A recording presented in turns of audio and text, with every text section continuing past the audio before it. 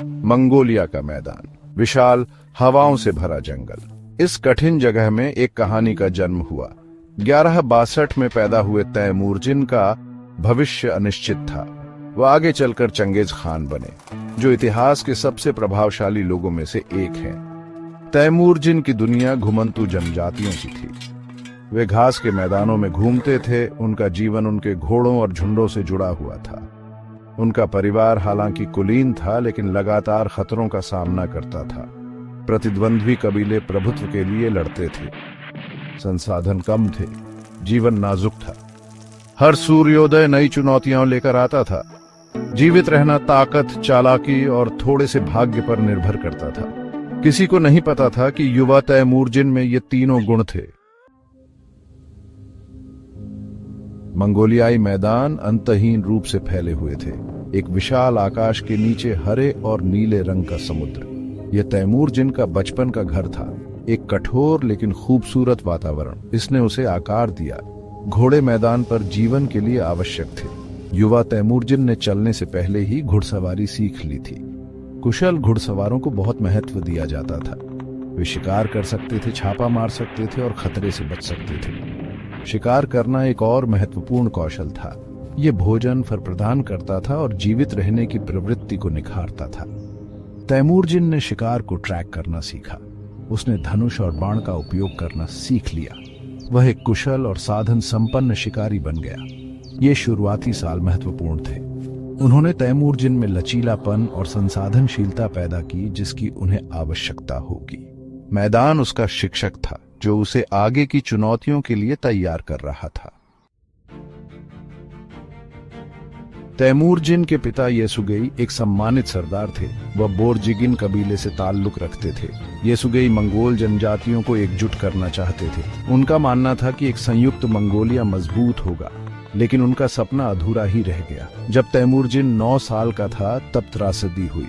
एक प्रतिद्वंद्वी कबीले द्वारा जहर दिए जाने के बाद येसुगेई की मृत्यु हो गई। इसे युवा तैमूरजिन के जीवन में एक खालीपन आ गया। इसने उनके परिवार को भी खतरे में डाल दिया।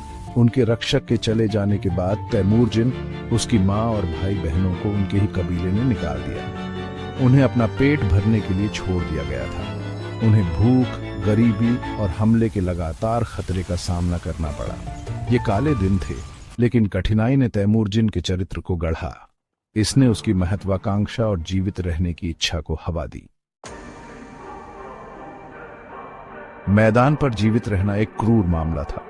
चराई भूमि और संसाधनों के नियंत्रण के लिए प्रतिद्वंद्वी कबीले लगातार लड़ते रहते थे।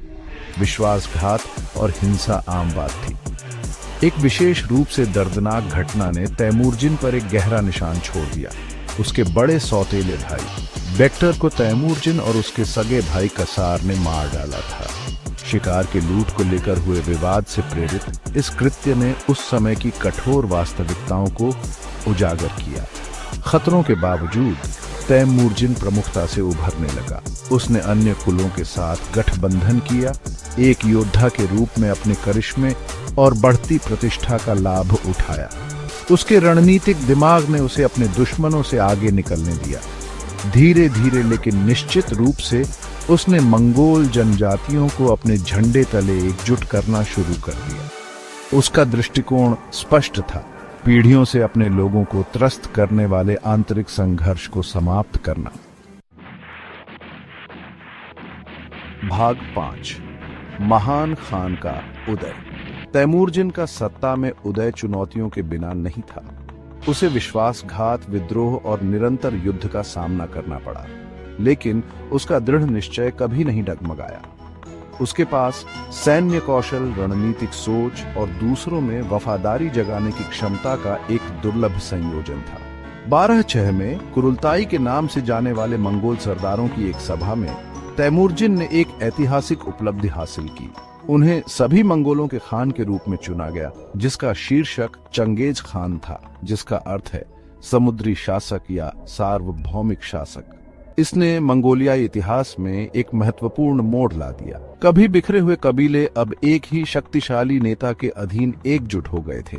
चंगेज खान ने तुरंत अपनी शक्ति को मजबूत करना और यासा नामक एक नया कानूनी कोड स्थापित करना शुरू कर दिया। उनका दृष्टिकोण मैदानों से परे विस्तृत था। वह एक ऐसे साम्राज्य के निर्माण का सपना देखता था जो समुद्र से समुद्र तक फैला हो।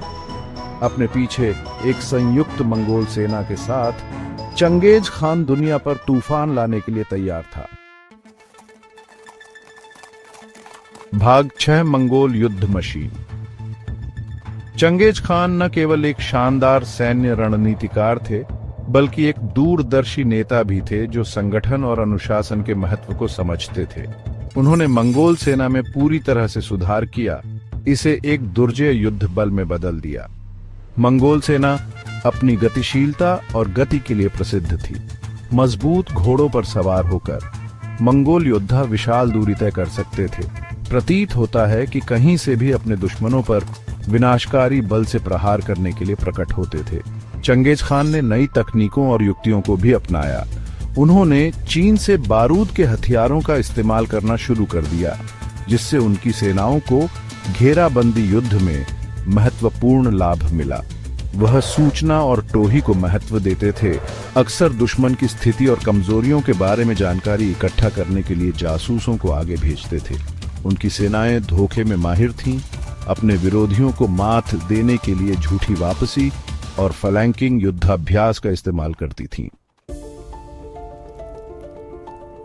भाग 7 एक जलता हुआ महाद्वीप। एक एकीकृत सेना और एक स्पष्ट दृष्टि के साथ चंगेज खान ने कई सैन्य अभियानों की शुरुआत की जो एशिया के नक्शे को फिर से बदल देंगे। उसने सबसे पहले अपना ध्यान उत्तरी चीन में शक्तिशाली जिन राजवंश की ओर लगाया।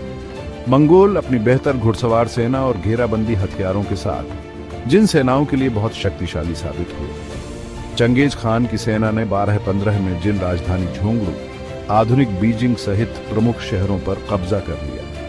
इसके बाद चंगेज खान की नजर पश्चिम की ओर मध्य एशिया में ख्वारजमिया साम्राज्य की ओर मुड़ी।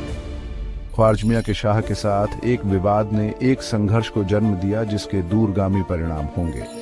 मंगोलों ने ख्वारजमिया साम्राज्य पर अपना कहर बरपाया, समरकंद और बुखारा जैसे प्रमुख शहरों पर कब्जा कर लिया। चंगेज खान की सेनाएं आगे पश्चिम की ओर बढ़ीं, वर्तमान रूस और यूक्रेन के कुछ हिस्सों तक पहुंच गईं। भाग 8 मैदानों की विरासत। चंगेज खान की विजय विशाल थी जो प्रशांत महासागर से लेकर पूर्वी यूरोप तक फैली हुई थी। उन्होंने इतिहास में सबसे बड़ा सन्निहित भूमि साम्राज्य स्थापित किया, लेकिन उनकी विरासत सैन्य शक्ति से कहीं आगे तक फैली हुई है। वह एक चतुर प्रशासक थे जिन्होंने अपने विशाल साम्राज्य में व्यापार और सांस्कृतिक आदान प्रदान को बढ़ावा देने वाली नीतियों को लागू किया। उन्होंने एक सार्वभौमिक लेखन प्रणाली शुरू की, वजन और माप को मानकीकृत किया और अपनी प्रजा को धार्मिक स्वतंत्रता प्रदान की।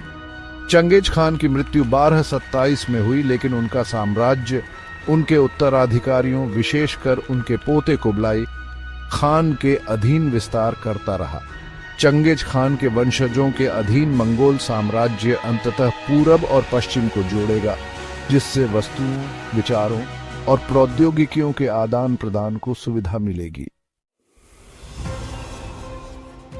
भाग 9 चंगेज खान एक स्थायी विरासत। इतिहास पर चंगेज खान का प्रभाव निर्विवाद है। वह एक क्रूर विजेता था, लेकिन एक दूरदर्शी नेता भी था जिसने दुनिया पर एक अमिट छाप छोड़ी।